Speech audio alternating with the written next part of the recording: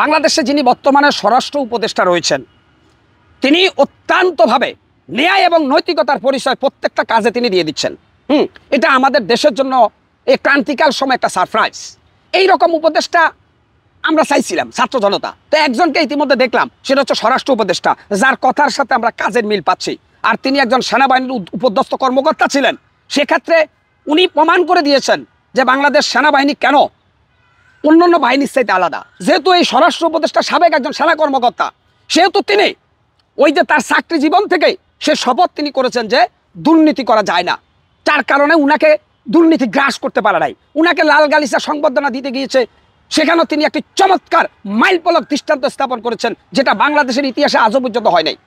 তো শুনেন, ভালো কাজ যিনি করবে উনার প্রশংসা আমরা করি। স্বরাষ্ট্র উপদেষ্টার মধ্য দিয়ে আমরা আরো নতুন নতুন স্বপ্ন দেখতে পাচ্ছি সাধারণ জনগণ। যদি ইনশাল্লাহ স্বরাষ্ট্র উপদেষ্টা মহোদয় তিনি তার এই নৈতিকতাটা একেবারে শেষ দিন পর্যন্ত ধরে রাখতে পারেন, তার এই ক্ষমতার, তাহলে এটা দেশের জন্য ভালো, জনগণের জন্য ভালো। এবং আমি মনে করি এই স্বরাষ্ট্র উপদেষ্টার মধ্য থেকে আরও যারা উপদেষ্টা আছে তারা শিক্ষা নেবেন বলে একজন সাধারণ জনগণ হিসেবে আমি বিশ্বাস করি। আমি স্যালুট করি স্বরাষ্ট্র উপদেষ্টাকে যে এই দুঃসময়ে, এই দুর্দিনে আপনি এখন ন্যায় বিচারের প্রতীক হিসাবে বাংলার মানুষের কাছে আপনি প্রত্যাবর্তন করেছেন। কিন্তু এটা ধরে রাখতে হবে। যাই হোক, এটা সে ভুল স্বীকার করছে, তার বাবার জন্য সে ক্ষমা প্রার্থী হয়েছে। এরপরে তো আপনারা এরে নিয়ে এত বেশি টানাহেচড়া করার কিছু নাই তো রে ভাই।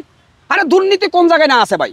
এই বাংলাদেশে মসজিদের ইমামকে যদি রাষ্ট্রপ্রধান হিসাবে দেওয়া হয়, উনিও একটু না একটু দুর্নীতির সাথে হয়তো বা ঘেঁষাঘেঁষি করতে পারে।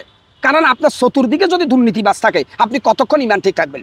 একটা ভালো আপেলের সাথে যদি পচা আপেল রাখেন, ওই ভালো আপেলটা কয়দিন পরে বসে যাবে। অতএব আপনি আসিফ মাহমুদকে কাকরাইল মসজিদের ইমাম নাকি?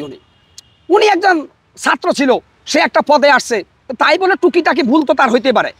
কিন্তু তারে নিয়ে এমনভাবে আমরা শোরগোল পাকাই দিছি, মনে হইতেছে যে আসিফ মাহমুদরাই হচ্ছে বড় দুর্নীতিবাজ, আর কেউ দুর্নীতিবাজ না বাংলাদেশে।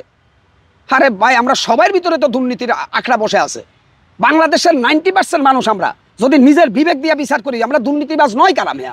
প্রত্যেকটা জায়গায় আমরা দুর্নীতিবাজ। অতএব আপনি আসিফ মাহমুদকে নিয়ে, ওর বাবার ঠিকাদারি ব্যবসা নিয়ে এত বেশি মাথা কামান। আপনি সালমান এফ রহমানের বিরুদ্ধে কি করছিলেন 15 বছর?